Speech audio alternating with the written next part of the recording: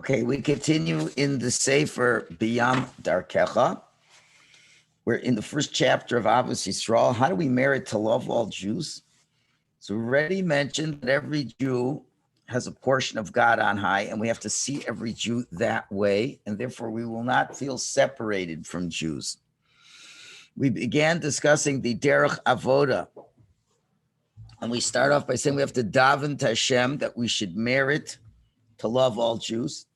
And then we said you have to get to the actual work. You have to actually look at somebody, choose somebody. And we said before davening is the best time. And you should look with a spiritual eye at this person.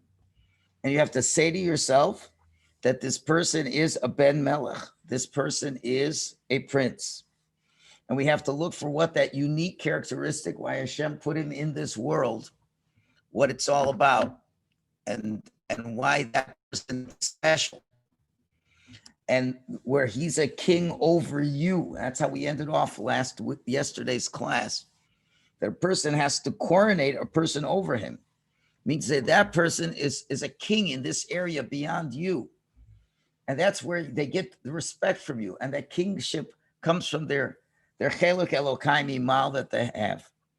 And we said we have to spend time looking at a particular person and doing that avoda and trying to love person, see their virtues, see their neshama, see where they're better than everybody else. Okay. And that's the part of the Shekhinah. And then you will feel love for this person. And now we got right up to this point at the end of section base, but we still have to footnote Chaf Gimel right below. How are we going to know if you're beginning to succeed? If you really love your fellow Jew, you'll be happy that your friend has his portion in Torah mitzvahs. You'll be happy with what he has in Gashmias. If another person is successful, it's not like, well, it doesn't matter to me. It's not like, well, I'm not jealous of him.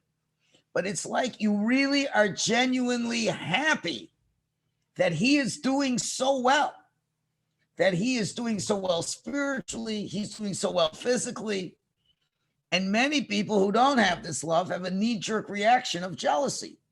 And if they're really great, at least I won't be jealous. But I'm not thrilled for the person. I'm not happy for the person. So how are we going to know if you're succeeding? Is if you genuinely are happy with what that person has, and especially if it's much more than what you have.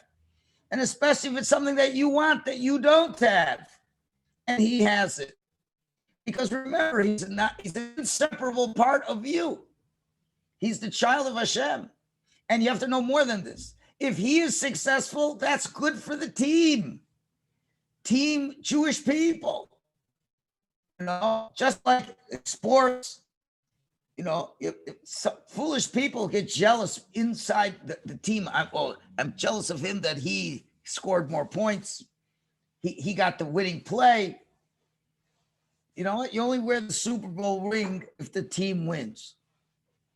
And even if you don't do a lot, but somebody else does, you get the ring. This is not about you. It's not about your friend. It's about Hashem. It's about the success of Klal Yisrael. And for Klal Yisrael to succeed, every individual must succeed.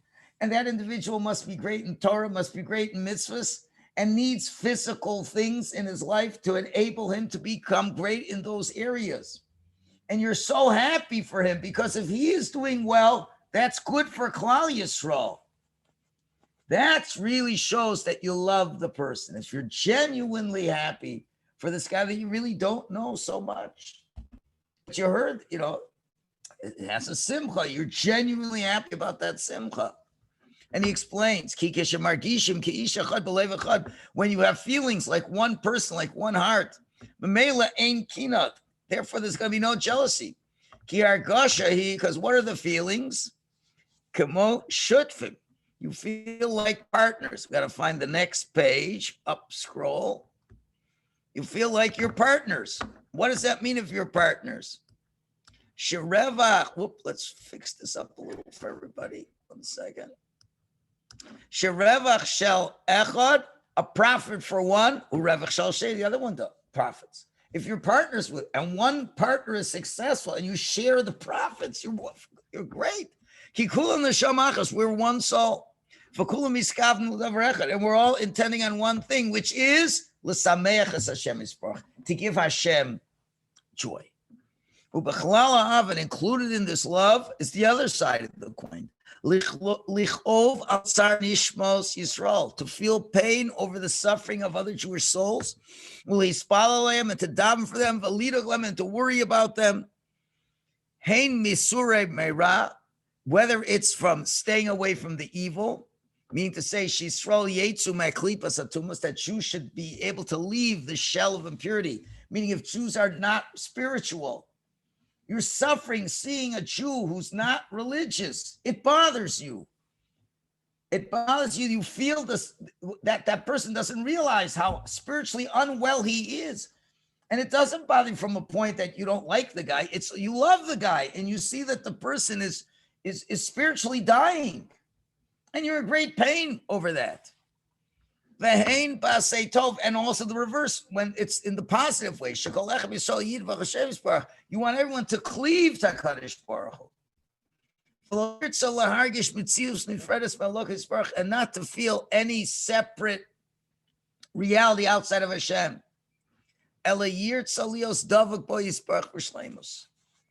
But rather, you want to cling to Hashem completely. Also in the physical realm, should only have good. It's like a parent who really worries about their child. Every little thing bothers them. So just because he's another Jew means you shouldn't worry about it. So this is when you're going to be able to see that you're going to have some success. When you're genuinely happy that another Jew who's not your great friend is having success, you're really excited. You're really happy, genuinely, not just saying the words. And then when he's suffering, you're genuinely suffering. And obviously, you're going to want to do things to help those people. Okay, that is that point. So now we got to go back to Gimel now. Now we're going to the third section. What's the third section? Lichlo dveikus imachtus. You must incorporate clinging to Hashem with achdus. So far we've said, look at another person and see that he has a whole divine soul, just like you have a divine soul. It's a chelek Elokai mimal. Look at a person and act. Daven Hashem, you should succeed. You look at the person, you generally look deep and see that person has to have a special soul. He has to have a special talent. And you develop a care for this person. But there's another third important part of the puzzle that we can't overlook. Gimel lichlo dveikus imachtus. We have to incorporate cleaving with unity. V'hinei. Ha'adam nimtza b'toch ha'olam. Person finds himself in this world. Hazeh, in this world. We're on page chaf. Shbo nira kol ish k'metzius nefredes. Everybody looks like a separate individual. This is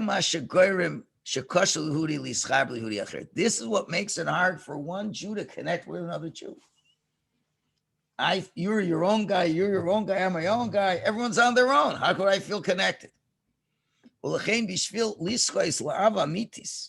therefore, in order to merit genuine love, a person has to be ready, has to enter into the reality of being close to Hashem. Ulahargish rak as Hashem Yisborach, to only feel Hashem.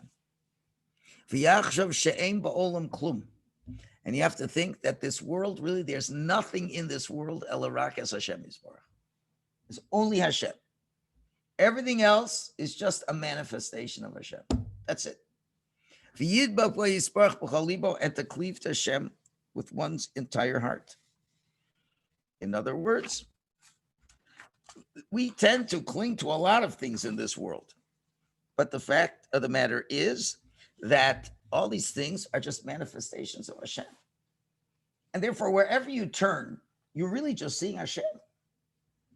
And when you get into that mindset, then there's no such thing as feeling far away from Hashem. Whatever you do, it's Hashem. And therefore, you're feeling a closeness to Hashem. So that's critical. And that's something you got to work on. You got to work on it every day. It's a manifestation of Hashem house. That's a manifestation of Hashem. And then when you feel strongly this connection to Hashem, then you go back to the world. In other words, you sort of look at the world as use it as a springboard to realize this world doesn't really exist. And all this world is just a manifestation of Hashem. So then you just get yourself totally focused with Hashem and totally clear and bound up with Him. But that's not enough. You can't just live spaced out. Then you got to, so to speak, come back to this world as it appears. Then you'll succeed in seeing how every Jew is a revelation of Hashem. You got to go to the truth, to cling to Hashem, and realize that, and that happens a lot during tefillah, during hispidus, during meditation, to really understand that everything in this world, and there's different meditations you do. You look at a table and you talk to yourself and you say, this table is nothing more than a manifestation of Hashem. And everything that went into this table is the will of Hashem, that this table should be here for a purpose. And I have to figure out what the purpose of this table is. You do this all, and wherever you turn, it's just Hashem. So now when you see another person, it's not another person. It's all part of the collective manifestation of Hashem. And that person is just a revelation of Hashem. He may not know it himself. The other person may not know it himself. And may be doing things that might not exactly reveal what's meant to reveal, but you know that that's what it is.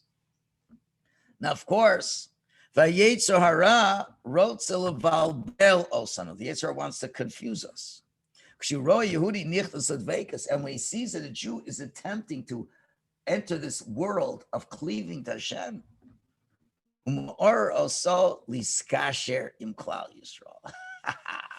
he arouses the person to connect with the Jewish people.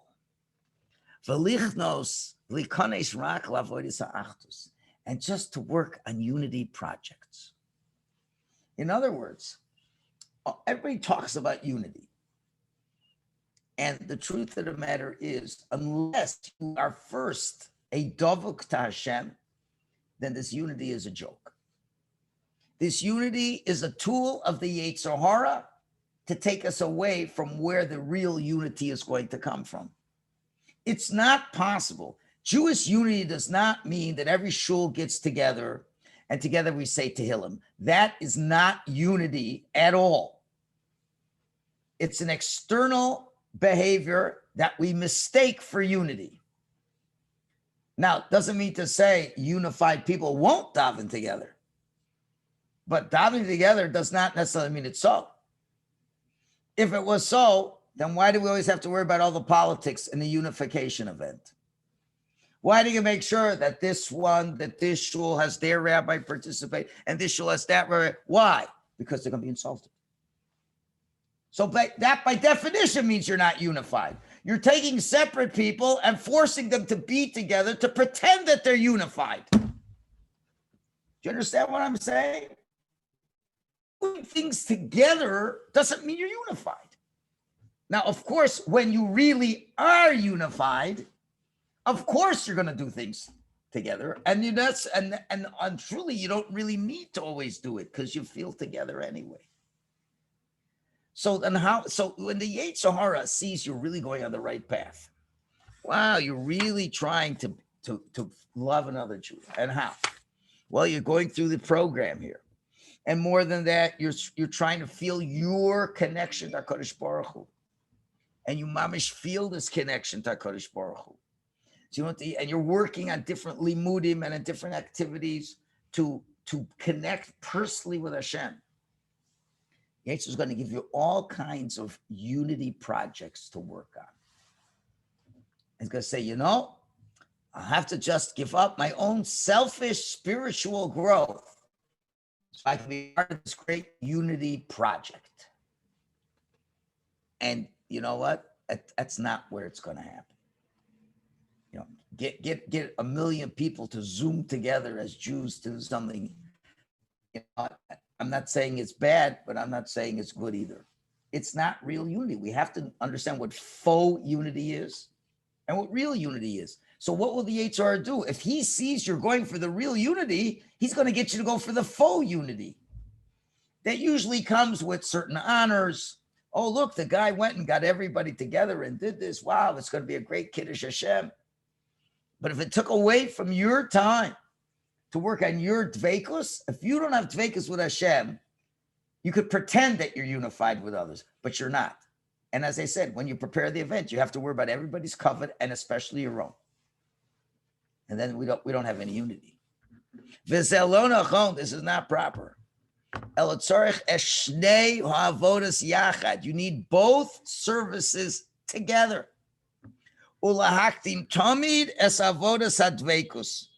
And you always prioritize the service of dveikus to Hashem first. 1 second, just 3 more lines, we'll finish. Unity is the result of cleaving to Hashem. And when you recognize Hashem is in everything, then unity will be the result of that. Only when you are cleaving to Hashem, then you can really enter into inner achdus, where you really are feeling joy for another Jew. That inner achdus is where I'm looking at that Jew over there, and I recognize he's the Tzelem Elokim, and he is very special, even though I may not see it and have to work hard to see how he's special and how I'm going to love him.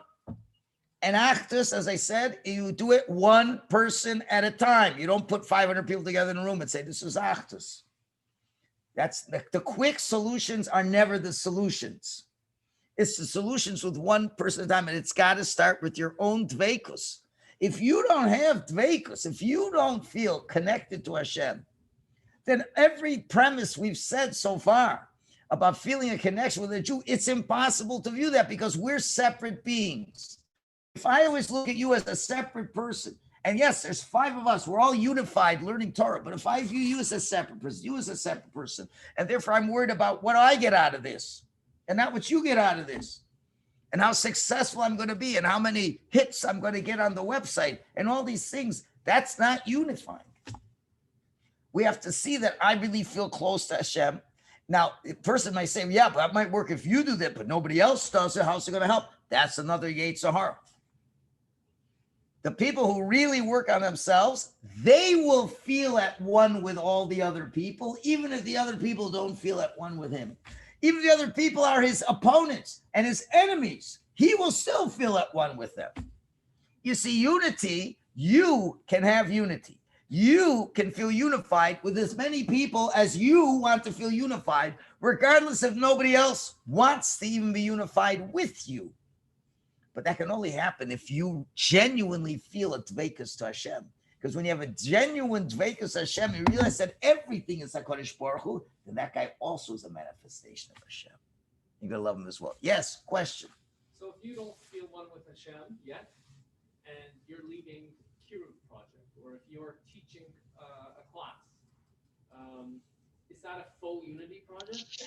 Okay, so the question was, if you haven't worked on your dveikus and you're leading a unity project, is it a faux unity project? The answer is yes.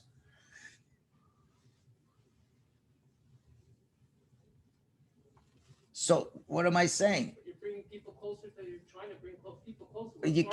But you can't bring them. Okay, 1 second. That's not a unity.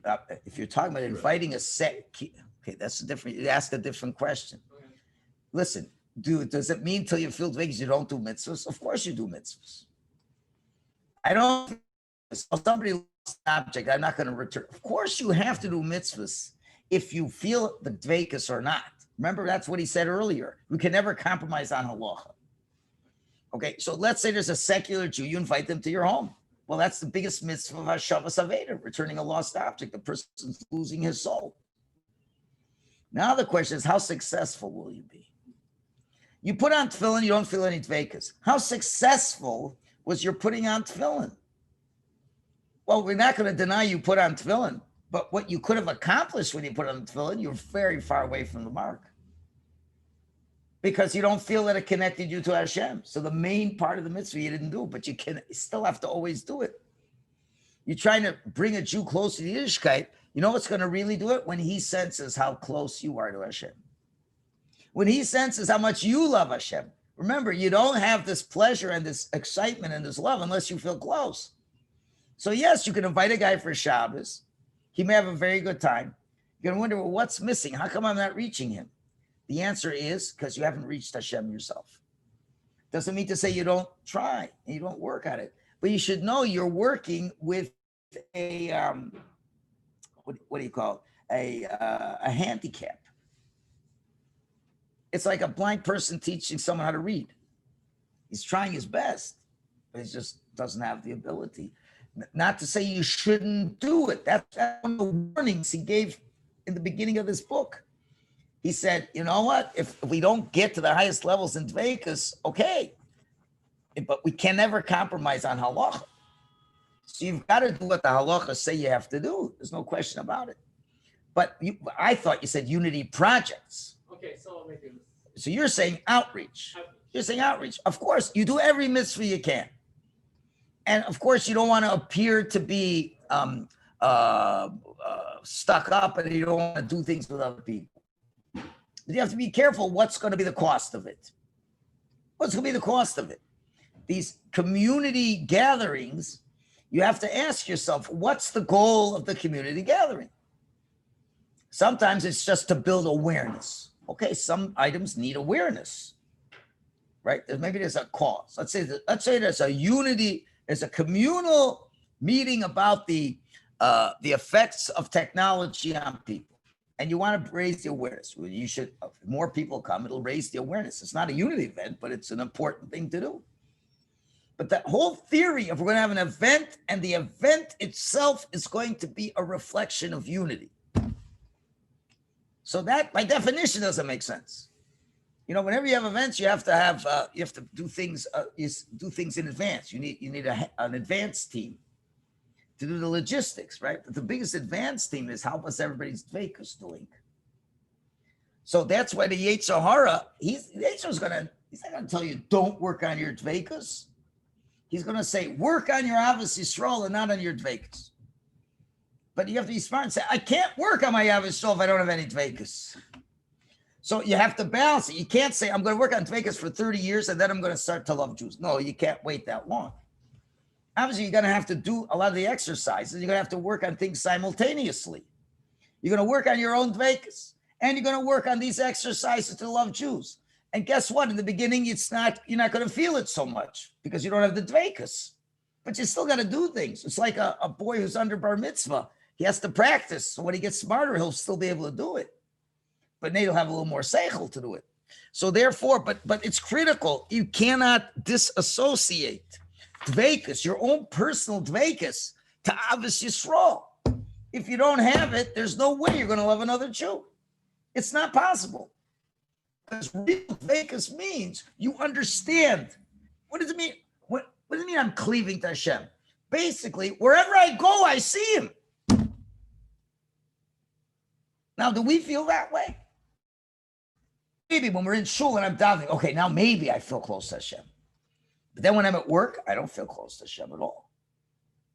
But when you go to work, you see Hashem's right there, front and center.